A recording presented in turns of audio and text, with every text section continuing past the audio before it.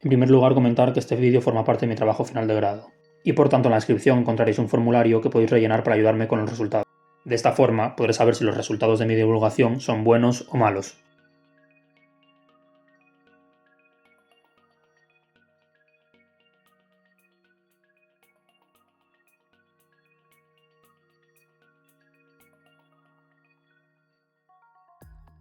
Seguramente conozcas a muchos de estos peleadores, pero ¿sabías que es posible que tengan mucho más en común de lo que crees? Así es, estoy hablando de sus genes. Y es que los últimos estudios indican que podría haber unos genes relacionados con la tendencia a practicar deportes de contacto. Y no tan solo eso, estos genes también estarían relacionados con el trastorno de personalidad antisocial. Pero, ¿qué es el trastorno de personalidad antisocial? Pese a lo que puede parecer por su nombre, el trastorno de personalidad antisocial no se caracteriza porque las personas no sean capaces de tener amigos o se aíslen de la sociedad, sino porque las personas que lo padecen son incapaces de seguir las normas sociales establecidas. Pues bien, el trastorno de personalidad antisocial, o TPA, es un trastorno mental y del comportamiento. Las personas que lo sufren se caracterizan por una ausencia de culpa, de empatía, combinadas con un comportamiento violento e impulsivo. Entre los comportamientos característicos de estas personas encontramos agresiones, robos, engaños, incumplimiento de las normas sociales, mentiras repetidas, impulsividad e incapacidad de planificar, así como irresponsabilidad y ausencia del arrepentimiento, el cual está ligado con esta falta de empatía. Pero espera, falta de arrepentimiento y empatía, ¿entonces son psicópatas? Pues bien, aunque ese trastorno anteriormente sí que se englobaba dentro de las psicopatías, hoy en día está considerado como uno diferente, ya que la imagen que tenemos de un psicópata es la de alguien frío que planifica y no tiene en cuenta a los demás para sus planes, de forma que no siente remordimientos ni reparos a la hora de causar daño a otros para su propio beneficio. Sin embargo, los enfermos de TPA son personas que actúan en caliente, siguiendo sus impulsos, no planifican en función de sus intereses, sino que actúan también sin pensar en los demás, pero en función de lo que el cuerpo les dictamina en cierto momento. Y ahora, antes de hablar de estos genes que seguramente te diferencian de Conor McGregor, haré una breve explicación de cómo funciona el cerebro de una persona con trastornos de conducta. Pues bien, en el cerebro encontramos las regiones corticales y subcorticales, las cuales están encargadas de procesar el estado de ánimo. Pues cuando observamos a una persona con trastornos de conducta, veremos que la materia gris de estas zonas está reducida. Por otro lado, la amígdala, no las que te quitan cuando tienes amigdalitis, son otras, sino una que se encuentra en el cerebro y está encargada del procesamiento de emociones primarias, así como del instinto de supervivencia, tiene sus conexiones con muchas otras partes del cerebro deterioradas o cambiadas. Una de las regiones que se ha visto que tiene conexiones anormales con la amígdala es el córtex prefrontal. Este tiene unas funciones muy relacionadas con la conducta.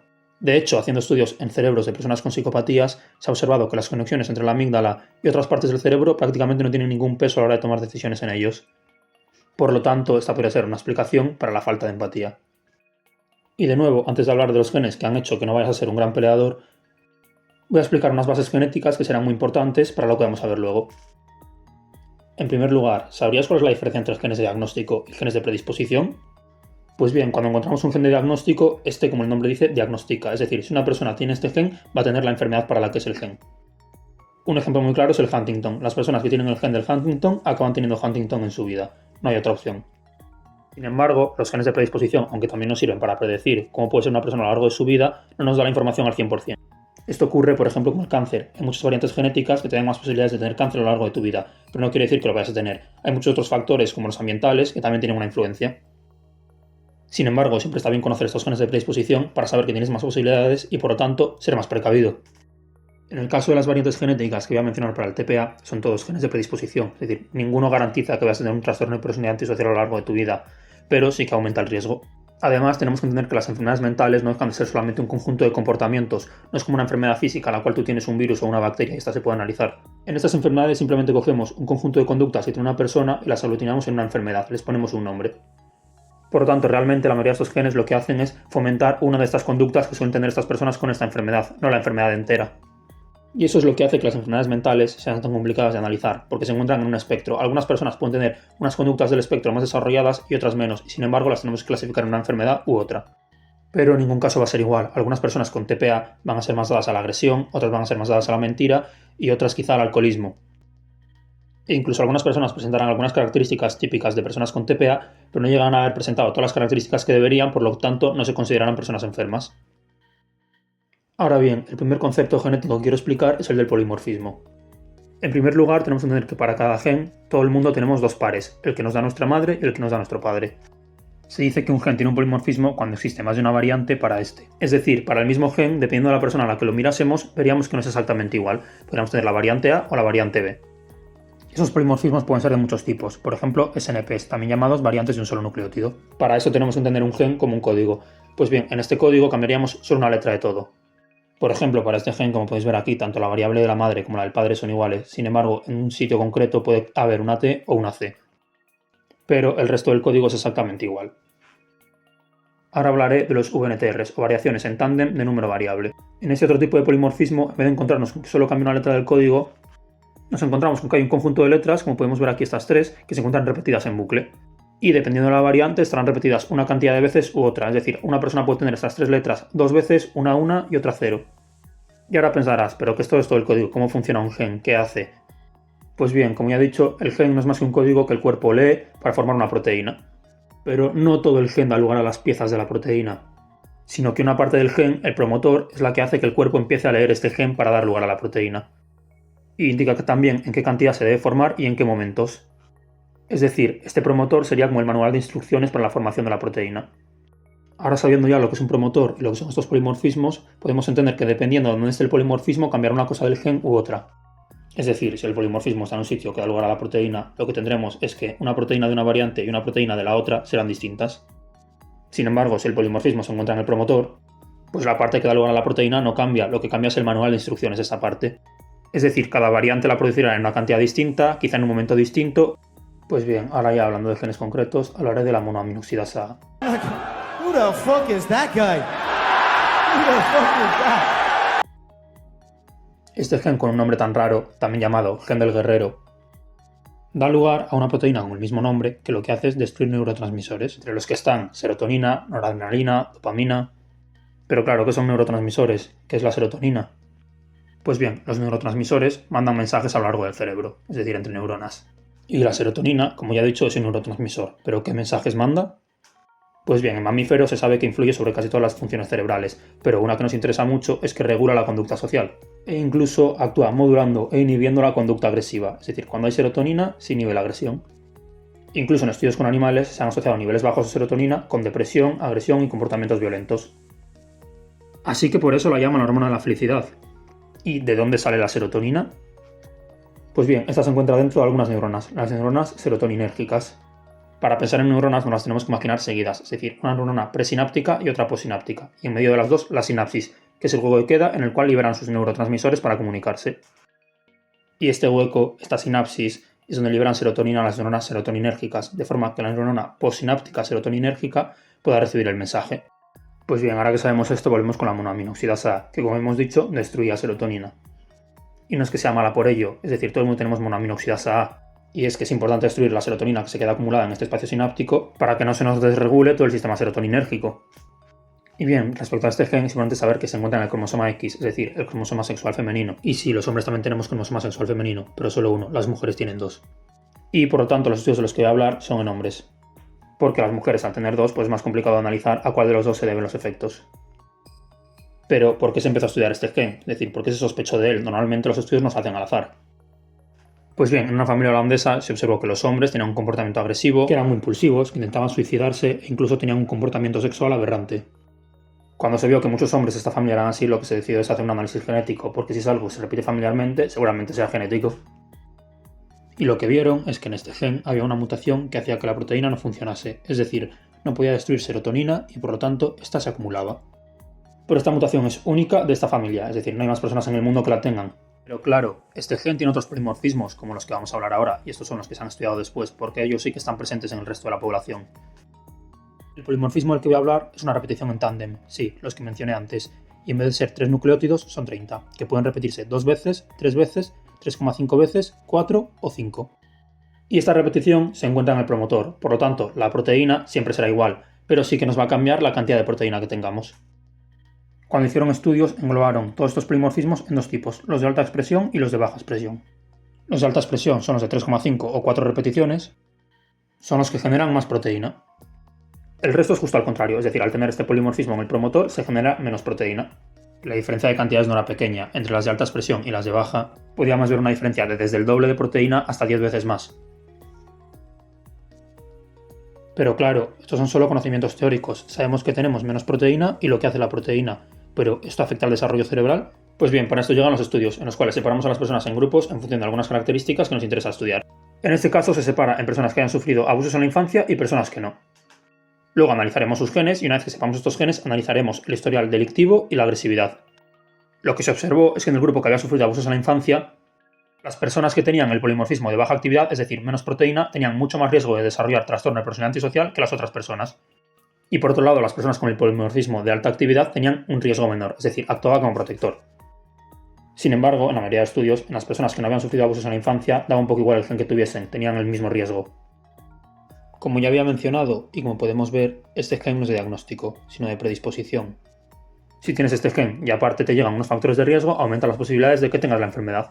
Pero, ¿qué sentido tiene esto? Porque si la monoaminoxidasa A destruye serotonina y la serotonina inhibe la violencia, ¿por qué tener menos monoaminoxidasa A y por lo tanto más serotonina iba a hacernos más violentos? Pues bien, en primer lugar, porque como ya he dicho, también destruyendo la adrenalina y dopamina, las cuales sí están relacionadas con la agresividad. Y la otra, que tenemos que entender que el cuerpo está altamente regulado. Es decir, si no somos capaces de eliminar la serotonina y dejamos que se acumule, lo que va a pasar es que todos los demás procesos se desregularán. Si las neuronas tienen continuamente serotonina a su disposición porque no hay nada que la elimine, lo que pasará es que esta dejará de hacer efecto, el cuerpo se acostumbrará a ella. Y esto que termina provocando que las personas tengan una hiperreactividad neuronal y una respuesta exagerada a situaciones de estrés, justo lo que debería haber controlado la serotonina. Además, hay otro factor importante y es que durante el desarrollo fetal la serotonina inhibe el desarrollo del cerebro. Es decir, si tenemos demasiada serotonina, el cerebro no se desarrollará correctamente. De hecho, en hombres con alelos de baja actividad se observó que el tamaño de la amígdala era anormal. Y no solo esto, sino que esta, al recordar momentos estresantes o traumáticos, era mucho más reactiva. Por lo tanto, podemos concluir que el polimorfismo de baja actividad, aunque sigue produciendo una proteína funcional, produce una cantidad mucho menor de esta. Y por lo tanto, la serotonina tiende a acumularse y a desregularse el sistema serotoninérgico, lo que hace que estas personas, al verse sometidas a situaciones de estrés, puedan dar lugar a agresividad o trastorno de personalidad antisocial. Ahora pasaremos con el siguiente gen, el 5-HTT. Sé que a muchos os va a dar pereza empezar un gen de nuevo, pero tranquilos, es básicamente lo mismo. Puesto que este gen es el transportador de la serotonina. Él básicamente se encarga de cuando la serotonina queda libre en el espacio sináptico del que habíamos hablado, volverla a meter en la neurona que la había soltado. Es decir, que no se quede por ahí y que vuelva a donde tiene que estar. Y el polimorfismo del que hablaré es, de nuevo, una repetición en tándem. Pero esta vez, en vez de ser 30 nucleótidos, serán 22. Esta repetición se encuentra de nuevo también en el promotor, y podemos tener 0 repeticiones, 2 o más de 2. Los polimorfismos con 0 repeticiones se llamarán polimorfismos cortos, los de 2 se llamarán polimorfismos largos y los de más de 2 extra largos o muy largos.